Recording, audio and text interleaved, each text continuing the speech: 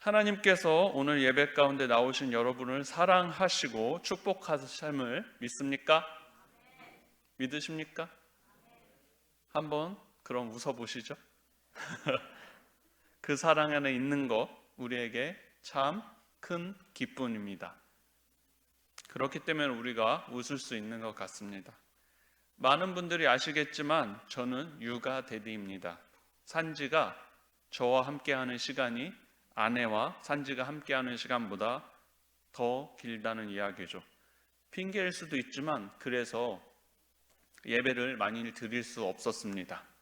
그런데 산지도 이제 조금 컸는지 몇 주 전부터 특별히 가을 은혜 잔치 때부터 한 번씩 교회에서 엄마 아빠에서 떨어져서 형 누나들과 놀기 시작했습니다. 아멘입니다. 그래서 저는 지난 주일에 이때다 하고 무엇을 했을까요? 휴식. 네, 마음의 휴식, 오후 예배를 드렸습니다. 참 좋았습니다. 그냥 이곳에 앉아 있는 게 좋았습니다. 지성인 전도사님이 전하는 말씀도 잘 들었습니다. 그런데 여러분 혹시 지난 오후 예배 설교 제목이 기억나시나요? 네, 맞습니다. 내용도? 네, 더 이상 질문하지 않겠습니다. 전도사님이 마음이 아플 것 같아요. 다시 한번 제목 알려드릴게요. 에필로그였습니다. 말씀을 듣고 있는데 제 안에 이런 마음이 들었습니다. 에필로그, 그 맺음의 이야기. 그러면 다음 주 나는 그 이야기, 다음 이야기를 나누면 되겠다. 이런 마음이 들었습니다. 그래서 예배를 마치자마자 전도사님께 이렇게 말씀을 나누라는 마음을 주셨어 라고 이야기했습니다. 요한복음 21장 베드로와 예수님의 이야기였죠. 그 베드로는 어떤 사람이었다고요? 예수님이 진정으로 사랑한 제자였습니다.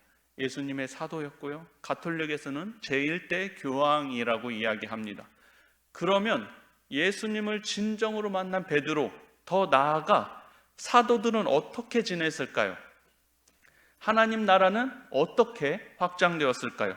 궁금하지 않으십니까? 네, 저만 그런 것 같아요.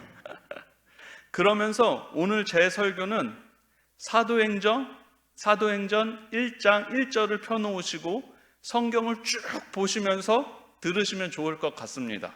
1장부터 15장까지 순서대로 나누려고 합니다.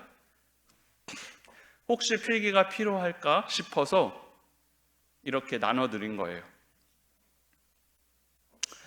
들으시면서 이런 것도 있었네 하면서 조금 적으시면 좋을 것 같습니다. 제가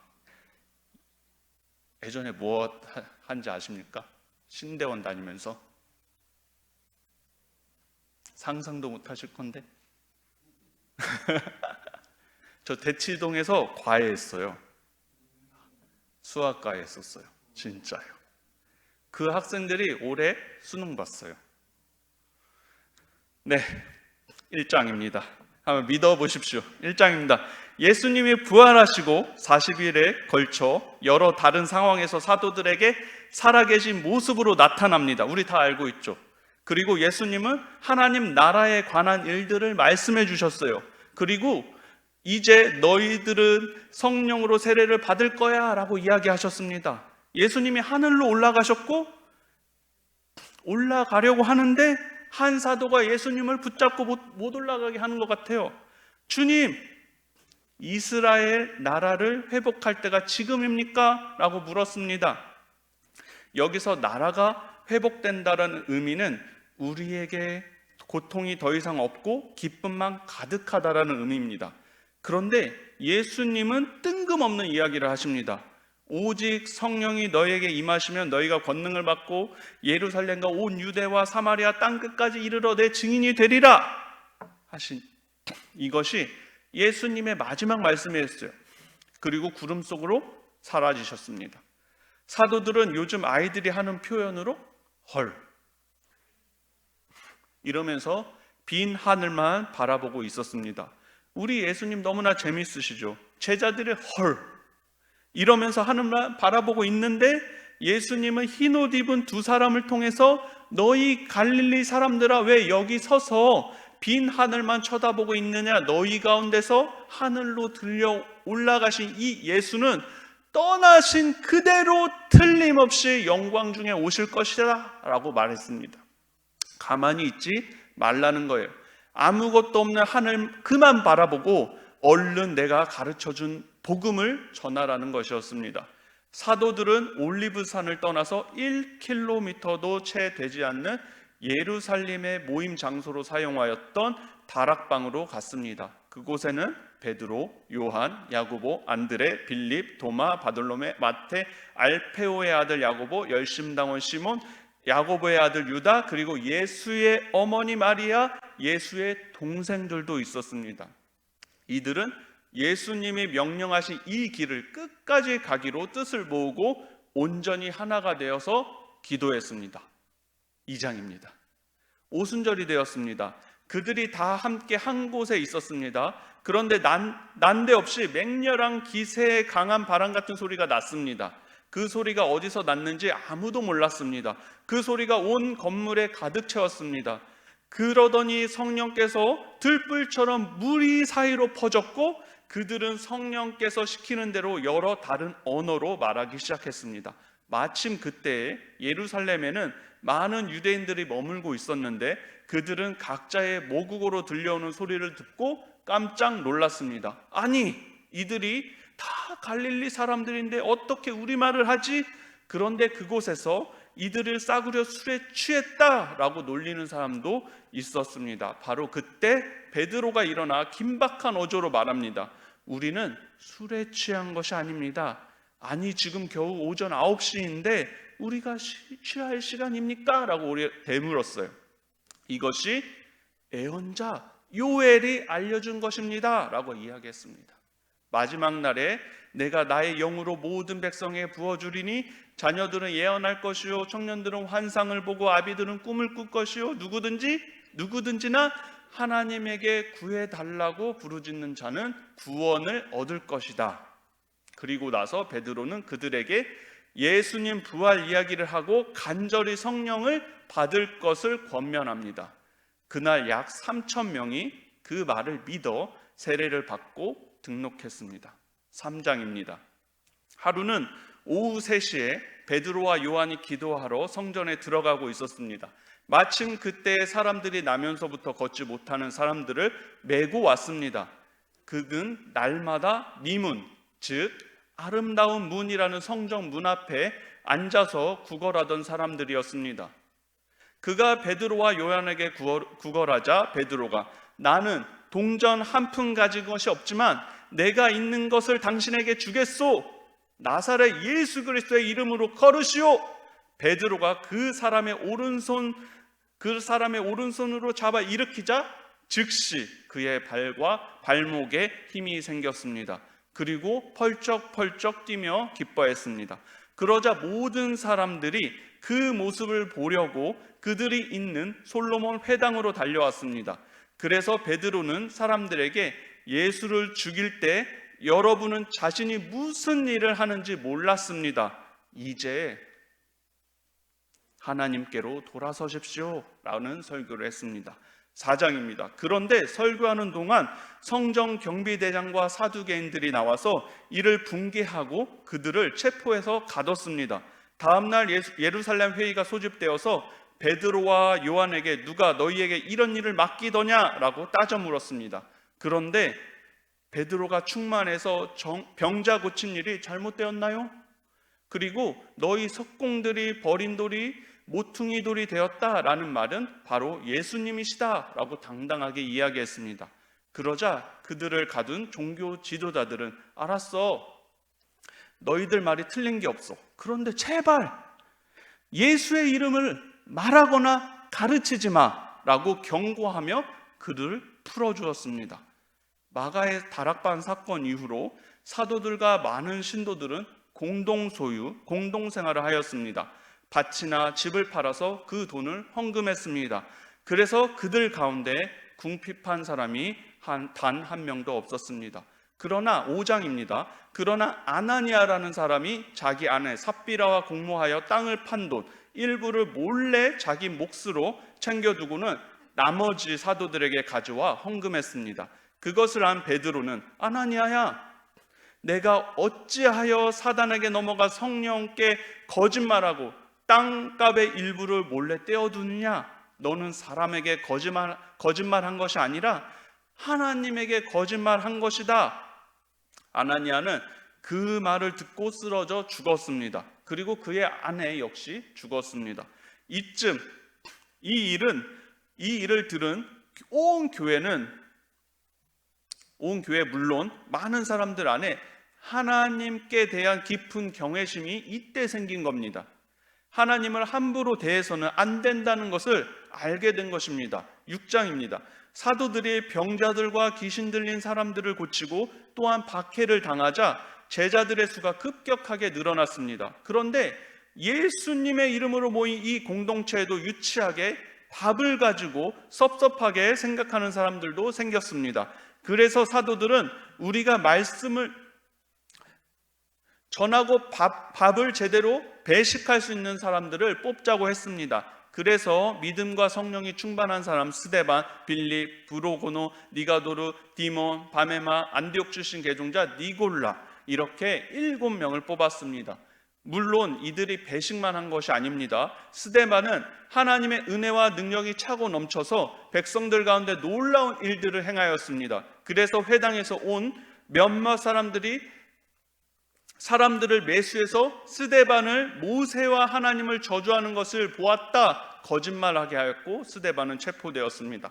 7장이죠. 그래서 스데반이 최고의회 앞에서 최고의 설교를 합니다. 사도행전 7장의 90% 정도가 이 설교문이에요. 스데반은 그래서 너희들도 너희 조상들과 똑같아 라는 설교를 하자 그들이 난폭해지기 시작했고 스데반은 돌로 쳐서 죽였습니다.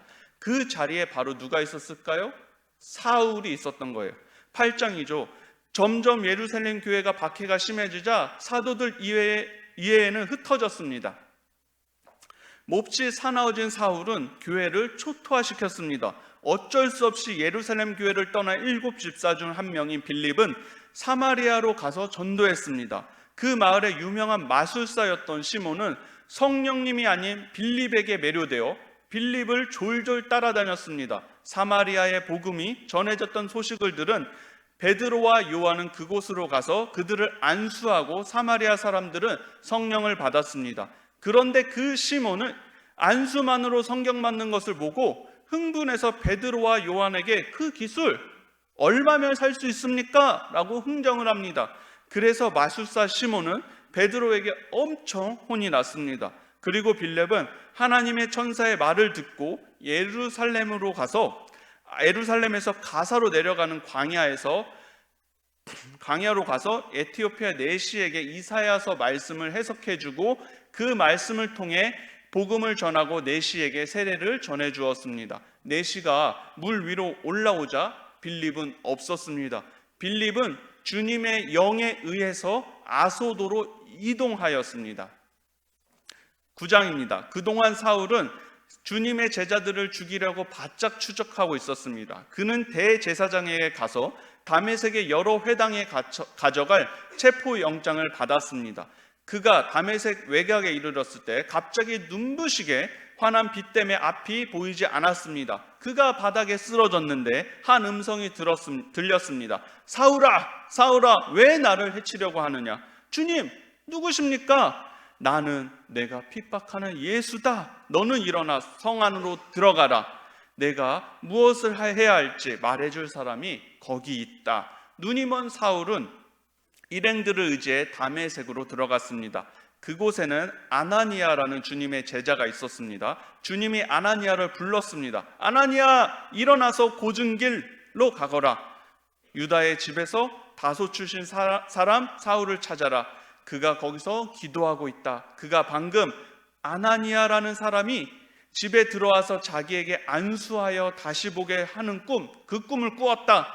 아나니아는 아니 주님 진심이십니까? 아니겠죠? 라고 따졌습니다. 그러자 주님은 이유를 묻지 말고 가거라. 내가 그를 이방인과 유대인들 앞에 세울 나의 대리인으로 뽑았다. 이는 나는 장차 그가 당할 일, 곧 이 일에 따르는 혹독한 고난을 그에게 보여줄 것이다 라고 말씀하셨습니다. 그래서 아나니아는 그 집으로 가서 눈먼 사울을 안수해 주자 사울의 눈에서 비늘 같은 것이 떨어지고 사울이 다시 보게 되었고 세례도 받았습니다. 예수님을 영접한 사울은 한치도 허비하지 않고 여러 회당에서 예수가 하나님의 아들이심을 전했습니다. 그러나 자신들을 잡아 죽이던 사울이 갑자기 이러자 그들은 이 사람을 믿어야 할지 믿지 말아야 할지 의심하였습니다. 그러나 그들의 의심에도 불구하고 사울은 한순간도 주춤하지 않았습니다. 그래서 몇몇 유대인들이 그를 죽이기로 모의하였습니다. 그러나 그 말이 사울의 귀에 들어가고 제자들이 그를 광주리에 담아 벽으로 달아 탈출시켰습니다. 사울은 예루살렘으로 돌아와 제자들의 무리에 들려고 했으나 모두 그를 두려워하였습니다. 그들은 사울을 조금도 믿지 않았습니다. 그때 바로 바나바가 등장하여 그를 옹호하고 사울이 예루살렘 교회로 받아들였습니다.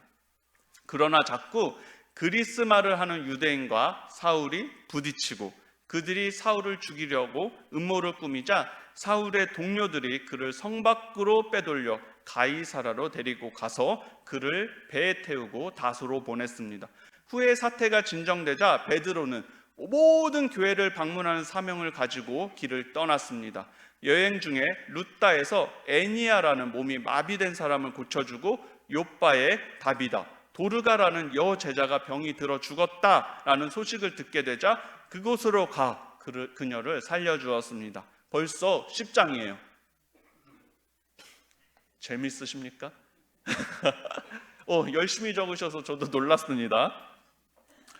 베드로가 요빠에 있을 때 로마 군대 백부장 고넬료에게 하나님의 천사가 찾아와 요빠로 가서 베드로를 데려와라 라고 하였습니다. 그때 베드로는 커다란 보자기 같은 것이 하늘에서 내려오는 환상을 보았습니다. 그런데 그 보자기에는 온갖 잡다한 짐승들, 파충류, 새들이 있었습니다. 그때 주님이 베드로야 잡아먹어라. 주님 안 됩니다.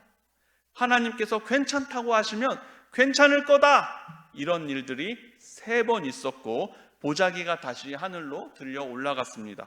그때 고넬료가 보낸 사람들이 요빠에 있는 베드로를 찾아오고 다음날 베드로는 그들과 함께 고넬료의 집으로 갔습니다. 고넬료와 베드로는 자신들에게 일어난 이 일들을 이야기하고 하나님은 차별이 없으시구나. 내가 누구이며 어디 출신인지도 하나도 중요하지 않다라는 것을 깨닫고 매우 기뻐했습니다. 11장입니다. 스데반의 죽음으로 촉발된 박해 때문에 사람들이 베니게와 구브로 안디옥까지 가서 복음을 전했습니다. 예루살렘이 이 소식을 듣고 바나바를 안디옥에서 보내서 상황을 알아보게 했습니다. 바나바는 안디옥에 도착하자마자 그 모든 일의 배후의 중심에는 하나님이 계심을 보고 그들을 적극적으로 지원했습니다. 그 후에 다소로 가서 사울을 찾아 안디옥으로 데리고 왔습니다. 그들은 꼬박 1년 동안 그곳 교회에서 머물면서 많은 사람들을 가르쳤습니다. 이때 제자들이 처음으로 그리스도인이라고 불린 곳이 바로 이때의 안디옥입니다. 12장입니다. 바로 그 무렵 헤롯 왕의 머릿속에 교회 구성원 몇몇을 처단할 생각이 들었습니다. 그래서 그는 요한의 형제 야고보를 죽였습니다. 그 일로 인해 유대인들 안에서는 자신의 인기가 부쩍 높아진 것을 알게 된 헤롯은 이번 일로 베드로를 잡아들여 감옥에 가두고 유월절 주간에 그를 죽이려고 했습니다.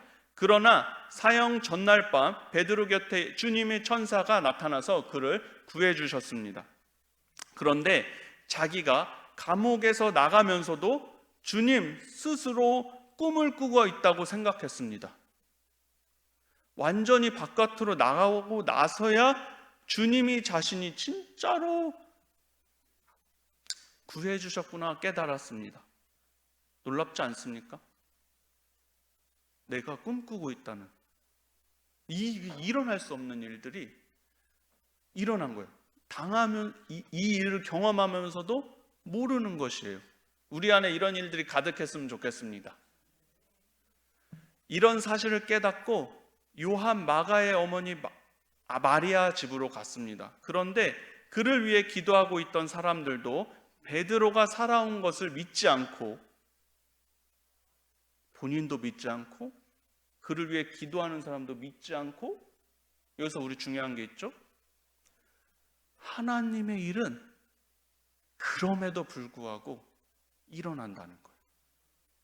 우리가 진짜 기도한다면 이루어지지 않을 것이 있을까요? 없을까요? 없는 거예요. 동이트자 감옥에서 난리가 났고 유대와 유대인들에게 지긋지긋해진 헤롯은 휴식을 취하러 가이사라로 갔습니다. 그 후 헤롯의 교만함으로 인해 하나님께서 헤롯에게 천사를 보내 그를 치게 하고 그는 죽고 말았습니다. 13장입니다. 안디옥 교회에는 선지자들과 교사들이 많았어요. 어느 날 그들에게 성령께서 바나바와 사울을 따로 세워서 그들에게 명하는 일을 맡겨라 라고 말씀하시고 안디옥 교회는 그들을 파송합니다. 바울의 1차 선교 여행이 바로 이 시점에 시작되는 겁니다.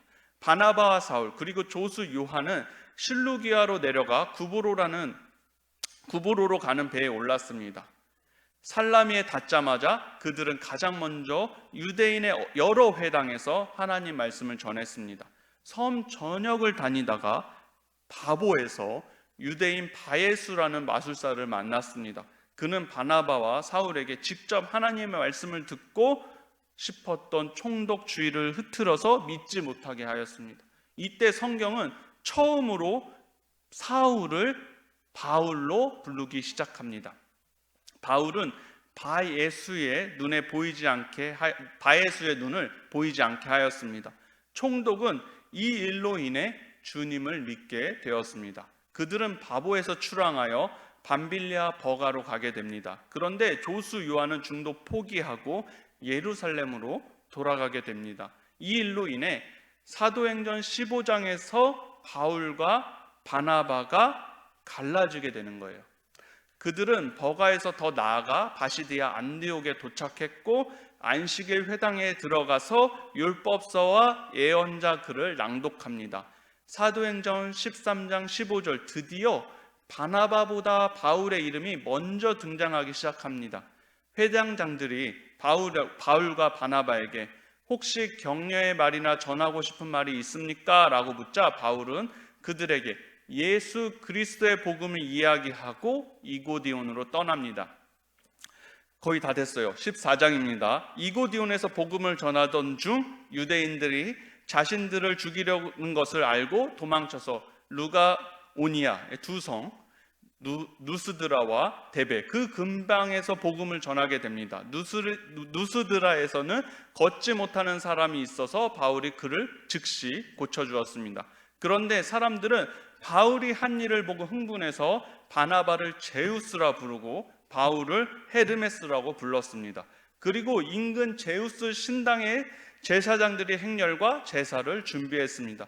이를 한 바나바와 바울은 자신들의 옷을 찢고 우리들도 여러분과 똑같은 사람들입니다. 우리들은 복음을 전하는 사람들입니다. 라고 하면서 복음을 전했습니다. 그런데 또 그들에게 악감정을 가진 사람들이 바울이 의식을 잃을 때까지 때리고 그가 죽도록 성 밖으로 끌고 가서 그냥 죽도록 내버려 두었습니다. 다행히 바울이 의식을 되찾았고 다음 날 바나바와 함께 더베로 떠났습니다. 15장입니다. 1차 전도여행을 마치고 예루살렘으로 돌아온 바울과 바나바는 유대인 몇 사람이 모세의 방식대로 할례를 받지 않으면 구원을 받을 수 없다면서 모든 사람이 할례를 받아야 한다고 주장하자 즉시 일어나서 강력하게 항의합니다. 그러자 안디옥 교회는 이 문제를 해결하기 위해 바울과 바나바와 다른 몇 사람을 예루살렘으로 보내서 사도와 지도자들 앞에 이 문제를 내놓기로 합니다. 이 문제를 깊이 논의하는데 여러 주장이 끊임없이 오가는 가운데서 베드로가 하나님께서는 이방인들도 이 복음을 듣고 받아들이기 원하신다라고 하자 문제는 깔끔하게 해결되었습니다. 오늘 사도행전 1장부터 15장 말씀을 통해서 지성인 전도사님의 에필로그를 확장해서 이야기했는데요. 그리고 이방인인 우리들이 그리스도인이라고 불려지는 과정을 보게 되었습니다. 이전에도 나눴지만 저희 아들 산지가 목사가 뭐냐고 물었을 때 목사는 그림 이야기 해주는 사람이라고 정의해 주었습니다. 산지에게는 글보다 모든 성경이 그림으로 표현한 걸 보잖아요. 제가 그래서 이런 이야기를 나눌 때 과연 맞을까? 라는 의심도 생겼지만 그때 아들의 이야기가 마치 하나님의 이야기 같았습니다. 그런데 제가 이곳에서 여러분의 눈빛을 보니 맞구나. 사실 말씀을 준비하면서 이게 맞겠지 계속 의심했습니다. 그럴 때마다 그래, 하나님께서 주신 마음이니 가보자 라는 마음으로 준비했습니다. 그리고 이곳에서 그래 맞아 라고 하나님께서 말씀해 주시는 것 같습니다. 진짜 하나님의 말씀, 성경의 이야기가 꿀처럼 달지 이제 알겠니? 오히려 이 시간 하나님께서 제게 말씀해 주셨습니다. 그러면서 또 제게 너가 무엇이라고 했을까요? 너가 28장까지 할까봐 나는 조금 겁났어 라고도 이야기하셨습니다. 이거 봐봐요. 웃는 것 보니 제가 그 눈빛 제대로 읽은 것 같습니다. 하지만 우리 오늘 가운데 늘 말씀해 주시는 하나님을 만났습니다. 이 시간 성경의 이야기, 우리가 이 책의 사람들이 되길 소망합니다. 성경의 역사가 우리 가운데 넘쳐나길 소망합니다. 아까도 말씀드렸듯이 우리도 베드로처럼 이거 꿈인가? 라는 역사가 일어나길 소망합니다. 앞에 계셔서 말씀하는 거지만 우리 큰아들 훌륭한 비행사가 조종사가 되길 소망합니다. 믿으십니까? 꿈 같지만 될 겁니다. 그게 여기 나와 있어요. 여기 나와 있어. 그리고 안디옥 교회에서 처음 불리게 되었던 그리스도인, 내가 그리스도인 됨을 너무 쉽게 여기지 않으시길 소망합니다. 태초에 하나님이 천지를 창조하시느냐라고 시작된 이 하나님의 말씀, 하나님의 역사가 바로 누구의 이야기가 되어야 될까요? 나의 이야기가 되길 소망합니다. 나의 이야기가 되어서 하나님의 역사 가운데 비록 우리가 대단한 인물이 될 수는 없는 것 같아요. 하나님의 말씀 가운데 있는 우리가 배경에 불과할지라도, 하나님의 역사 가운데 잠깐 스쳐가는, 잠깐 1초도 못 나오는 엑스트라에 불과할지라도 우리가 배경됨으로써 하나님이 더 빛날 수 있기를 소망합니다.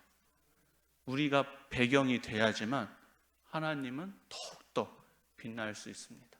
물론 하나님은 혼자 빛날 수 있으신 분이십니다. 그러면은 우리가 배경이 돼야 될까요? 담임 목사님처럼 돼야 될까요? 우리가 배경으로, 하나님의 배경으로 더욱 하나님이 빛나게 하는 우리 멋진 배경들 되시길 소망합니다. 기도하겠습니다. 말씀으로 세상을 창조하시고 말씀으로 나를 세상 가운데서 부르신 하나님, 우리 가운데 지금 이 순간에도 말씀해 주시니 감사합니다. 세상에 살아가면서 귀를 닫고 눈을 감고 감각도 잃은 채 살아가고 있다면 주님 이 시간 우리의 눈과 귀와 모든 감각을 깨워 주시옵소서. 우리가 날씨의 변화와 또 날씨의 변화를 눈과 귀로 감각으로 느끼듯 우리가 하나님의 말씀을 우리의 모든 것들로 느끼길 원합니다. 말씀으로 모든 것으로부터 해방되길 소망합니다. 그리고 말씀이 육신이 되어 이 땅에 오신 예수님의 탄생을 축하하는 대림절을 앞두고 있습니다. 특별히 이번 대림절을 맞이하여 말씀과 더 가까이 하는 우리들이 되게 하여 주시옵소서. 어두운 세상 가운데 빛으로 오신 예수님의 이름으로 기도합니다. 아멘. 이제는 우리 구주 예수 그리스도의 은혜와 하나님의 무한하신 사랑하심과 성령님의 교통케 하심이 귀를 닫고 눈을 감고 감각도 잃은 채 살아왔지만 말씀을 의지해 어두운 세상 가운데 빛으로 살아가기 원하는, 말씀이 육신이 되어 이 땅에 빛으로 오신 예수님의 말씀을 듣기 원하는, 성경의 말씀이 나의 이야기게 되기 원하는 사랑하는 수원교회 성도들 가운데 이제로부터 영원히 함께 하시기를 간절히 축원하옵나이다. 아멘.